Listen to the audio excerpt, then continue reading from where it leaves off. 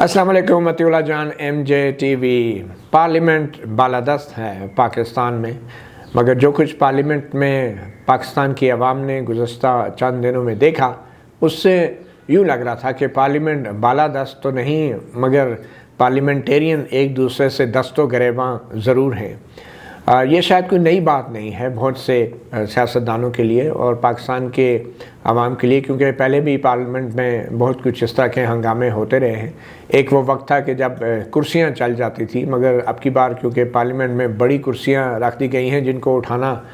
شاید بہت سے اراکین پارلیمنٹ کے لیے ممکن نہیں، تو اب کرسیاں نہیں چلتی۔ تو مگر اس بار جو واقعہ ہوا بجٹ تقریر کے بعد، اس میں جو بجٹ کے جتنے دستاویزات ہوتے ہیں وہ آپ کو پتہ ہے کہ پاکستان کی پارلیمنٹ میں جو بجٹ پیش ہوتا ہے تو اس میں سب کاغذی کارروائی تو بہت زیادہ ہوتی ہے، اور وہ اتنے بڑے بڑے جس کو کہتے ہیں نا کہ گڈھے بنے ہوتے ہیں جن کو باندھ کے رکھا گیا ہوتا ہے، تو ان کو پڑھنے کی بجائے اراکین اسمبلی نے ان کو ہتھیار کے طور پہ استعمال کیا۔ ان کتابوں کے اندر جو معلومات تھی ان کو ہتھیار نہیں بنایا، بلکہ اس کاغذ کو ہتھیار بنایا جو کہ بڑے 10-15 کلو کا وہ کتابیں تھیں، بکلیٹ سے، ان کو ایک دوسرے کے اوپر پھینکا۔ سارا جھگڑا اس وقت شروع ہوا جب leader of the opposition Shahbaz Sharif, انہوں نے روایت کے مطابق اپنا حق استعمال کیا، حکومت کی طرف سے پیش کیے گئے بجٹ کے اوپر جو ہے اپوزیشن کی نمائندگی کرتے ہوئے تقریر کرنے کی کوشش کی۔ تو اس وقت ایک عجیب واقعہ یہ ہوا کہ وزیر اعظم عمران خان کی حکمران جماعت تحریک انصاف کے جو اراکین ہیں، جو کہ قومی اسمبلی میں اکثریت میں ہیں، جو حکومت میں ہیں، انہوں نے احتجاج کرنا شروع کر دیا، اور ان کی پوری کوشش تھی کہ شہباز شریف جو لیڈر آف اپوزیشن ہیں، بجٹ پہ جو وہ نکات اٹھا رہے ہیں،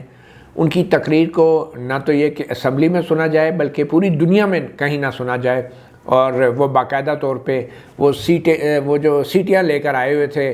اور سیٹیاں بجا رہے تھے اونچی اونچی، اور ہم نے دیکھا کہ موبائل جو فوٹیجز سامنے آئی اس میں وہ گالیاں بھی دے رہے تھے، عجیب و غریب نعرے بھی لگا رہے تھے۔ ان کی پوری کوشش تھی کہ شہباز شریف کی تقریر جو ہے وہ کوئی بھی نہ سن پائے، اور یہ حکومتی اراکین تھے۔ دیکھیں، جو موجودہ حکومت ہے، یہ تاثر ضرور ہے کہ شاید کہیں اوپر سے ان کو کہا گیا تھا، مگر کیوں کہا گیا تھا؟ میں یہی آپ کو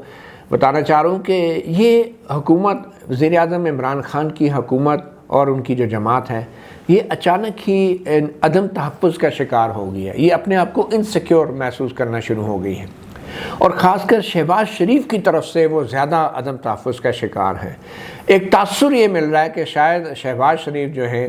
وہ ایک اسٹیبلشمنٹ کے متبادل چوائس کے طور پہ شاید اب سامنے آ رہے ہیں۔ تو حکومت جو ہے وہ اس قسم کی اسپیکولیشن یا افواہیں یا تجزیوں کو بہت سنجیدہ لے رہی ہے، کیونکہ شاید اس حکومت کو اسٹیبلشمنٹ کی طاقت کا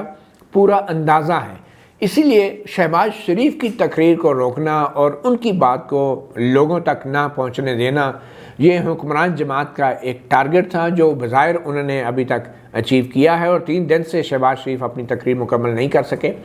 تو یہ عدم تحفظ کا شکار کیوں ہوئی حکمران جماعت؟ کیوں وزیر اعظم عمران خان اور ان کی جماعت کے لوگ جو ہیں شہباز شریف کی تقریر جو ہے وہ اس کو نہیں ہونے دے رہے ہیں؟ اور جیسے میں نے پہلے کہا کہ عمران خان سے زیادہ کون جانتا ہے کہ جب اسٹیبلشمنٹ کوئی فیصلہ کر لے تو پھر اس کے پاس ہزاروں طریقے ہوتے ہیں حکومت کو تبدیل کرنے کے۔ تو اس لیے شاید عمران خان جو ہے اب وہ مزاحمت کر رہے ہیں، اور شہباز شریف کی تقریر کو روکنا انتہائی غیر روایتی ایک عمل تھا پاکستان کی تاریخ میں، یا دنیا میں کہیں پارلیمنٹ میں کبھی حکومت کے جو لوگ ہوتے ہیں وہ اس طرح احتجاج نہیں کرتے، اور خاص کر جب لیڈر آف دی اپوزیشن ہے جس کو سننا ایک روایت ہے، ایک ٹریڈیشن ہے۔ مگر پھر یہ بھی کہا جا رہا ہے کہ کیونکہ اپوزیشن کے لوگوں نے وزیر خزانہ کو جو ہے نہیں سنا اور اس دوران بہت شور شرابہ کیا، اور اپوزیشن کے لوگ وزیر اعظم عمران خان کو بھی نہیں سننے دیتے، تو اس لیے شرط یہ ہے کہ اگر احترام اور عزت ہوگا تو دونوں طرف سے ہوگا۔ یہ بات بظاہر تو اس میں کوئی برائی نہیں ہے کہ دونوں طرف سے احترام ہونا چاہیے، مگر اس کے باوجود بھی میں یہ سمجھتا ہوں کہ حکومت جو ہوتی ہے، جو حکمران جماعت ہوتی ہے، جو ایوان کے اندر اکثریت جماعت ہوتی ہے، اس کے اوپر زیادہ بڑی ذمہ داری ہوتی ہے، اور اسی اپنی اکثریت کے بل بوتے پہ جو اعتماد ہوتا ہے اس میں اور ان کا اپنا سپیکر ہوتا ہے اس میں، تو وہ ایوان کا جو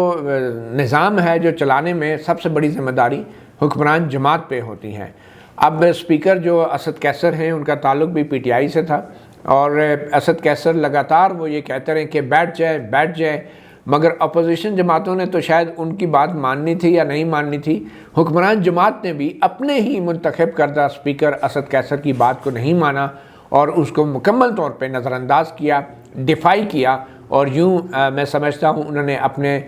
جو سپیکر تھے اسد کیسر ان پہ عدم اعتماد کا اظہار کیا۔ اور اس سارے عمل کے بعد ایک جو تھیوری سامنے آ رہی ہے، ایک تاثر یہ سامنے آ رہا ہے کہ یہ جو پارلیمنٹ ہے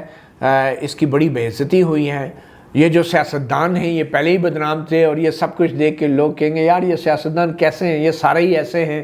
اور یہ صرف کوئی نون لیگ کی یا تحریک انصاف کی بات نہیں ہے، کاف لیگ کی بات نہیں ہے، یا پیپل پارٹی کی بات نہیں ہے، سیاست ہوتی ایسی ہے، جمہوریت ہوتی ایسی ہے، یہ پارلیمنٹ تو ہے ہی مچھلی منڈی۔ تو یہ ایک تاثر ایسا بنایا جا رہا ہے، مگر یہ بات ہمیں سمجھنے کی ضرورت ہے کہ اس طرح کے واقعات صرف پاکستان میں نہیں ہوتے، پوری دنیا کی ایوان میں، ایون جاپان میں، ترقی یافتہ ممالک میں بھی جہاں بھی پارلیمنٹ ہے وہاں پہ اس طرح کی دھینگا مشتی اور اس طرح کے واقعات ہوتے ہیں۔ اس کی وجہ، بنیادی وجہ یہ ہوتی ہے کہ منتخب اراکین پارلیمنٹ کو فزیکلی روکنے کے لیے پارلیمنٹ کے اندر پولیس موجود نہیں ہوتی، نہ ہی کوئی باڈی گارڈ ہوتا ہے، اور وہ جو پارلیمنٹ کا جو ایوان ہوتا ہے بہت کم لوگ شاید یہ سمجھتے ہیں کہ اس ایوان کے اندر پولیس کو داخلے کی اجازت نہیں، کسی باڈی گارڈ کو داخلے کی اجازت نہیں، وہاں پہ صرف پارلیمنٹ کی اپنی ایک سیکیورٹی ہوتی ہے جس کو سارجنٹ ایٹ آرمز کہتے ہیں، اور اس سیکیورٹی جو ہے وہ سپیکر کے احکامات پہ عمل کرتی ہے۔ سپیکر کے پاس یہ اختیارات ہوتے ہیں کہ کسی بھی ہلہ گلا کرنے والے رکن اسمبلی کو وہ سیکیورٹی کو حکم دے کے ایوان سے باہر اس کو لے جا سکتے ہیں، اس کی انٹری پہ پابندی لگائی جا سکتی ہے، اور ایک باقاعدہ طریقہ کار اس کا موجود ہے۔ تو یہ تاثر لے لینا کہ یہ جو واقعہ ہوا کہ بڑا عجیب ہو گیا اور پاکستان میں جمہوریت بدنام ہو گئی یا سیاسی عمل بدنام ہو گیا یا سیاست بدنام ہو گئے، یہ غلط ہے۔ جمہوریت جو ہے اس دھینگا مشتی سے بدنام نہیں ہوئی، جمہوریت تو اسی وقت بدنام ہو گئی تھی اگر کہا جائے کہ جب 2018 میں 25 جولائی کے جو الیکشنز ہوئے تھے اور اس سے پہلے جو پولیٹیکل انجینئرنگ ہوئی تھی، جمہوریت اس وقت بدنام ہوئی تھی۔ اس واقعے کی وجہ سے پاکستان کی پارلیمنٹ یا جمہوریت بدنام نہیں ہوئی۔ جمہوریت اگر بدنام ہوئی اس وقت جو 2018 کے الیکشن میں جو اس سے پہلے پولیٹیکل انجینئرنگ ہوئی اور بعد میں جو پولیٹیکل انجینئرنگ ہوتی رہی ہے، جمہوریت اس وقت بدنام ہوئی کہ جب ایک RTS سسٹم جو کہ الیکشن کمیشن کے زیر نگرانی نادرا نے بنایا تھا، جو نتائج الیکشن کے دے رہا تھا، وہ ناکام کیا گیا، وہ بٹھا دیا گیا۔ جمہوریت اس وقت بدنام ہوئی جب RTS سے متعلق تحقیقات جو کے لیے پارلیمانی کمیٹی بنائی گئی اور وہ پارلیمانی کمیٹی نے آج تک اس پہ کوئی فائنڈنگ نہیں دی۔ جمہوریت اس وقت بدنام ہوئی کہ جب خرید و فروخت ہوئی ووٹوں کی، اور بعد میں